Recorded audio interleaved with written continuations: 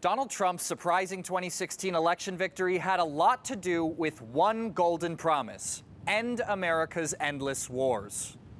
I am proposing a new foreign policy focused on advancing America's core national interests to avoid endless wars that we're caught up in. The current strategy of toppling regimes with no plan for what to do the day after only produces power vacuums that are filled simply by terrorists. We now know he didn't deliver on his promise, but many Americans still long for that oasis of peace. And in 2020, the opposition understands this all too well.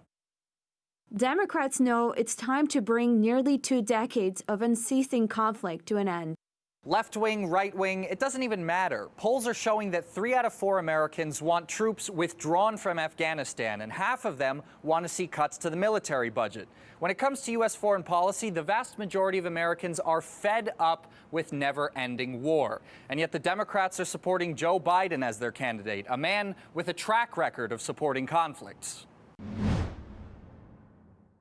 Let's start from 2002, when Joe Biden jumped right on the weapons of mass destruction bandwagon and supported the U.S. invasion of Iraq. We'd clearly be more secure without Saddam Hussein in possession of weapons of mass destruction. Almost 5,000 American soldiers dead, thousands more Iraqi civilians killed, a catalyst for the rise of the Islamic State. I wouldn't say any of that fits into most people's definition of peace and security. My friends are dead. What's on your hands? You sent us to hurt civilians! As Barack Obama's VP, Biden cheered on America's longest war in Afghanistan. He called it a success and promised to bring the troops home. That strategy is succeeding. And as a consequence, the president is making good on his commitment to bring our young men and women home right on schedule. Well, here we are, 2020, and so little has changed. It just goes to show U.S. operations in Afghanistan are more about dysfunction than success. What are we trying to do here? We didn't have the foggiest notion of what we were undertaking if the American people knew the magnitude of this dysfunction. Syria, Libya, Pakistan, Yemen.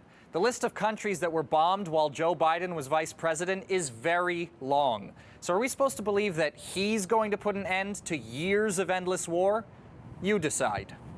Well, Biden was there. He was in the room where it happened, as you'd say.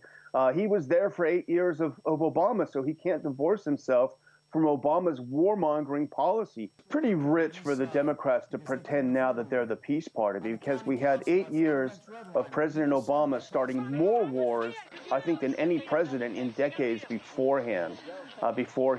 More drone strikes, more bombings, more killings under President Obama. Oh, but it was all for everyone's own good.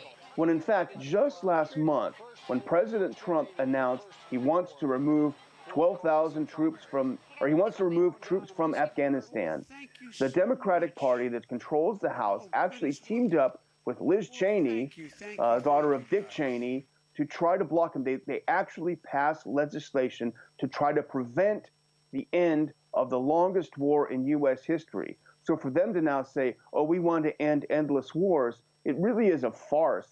Who knows if the voters will buy such nonsense?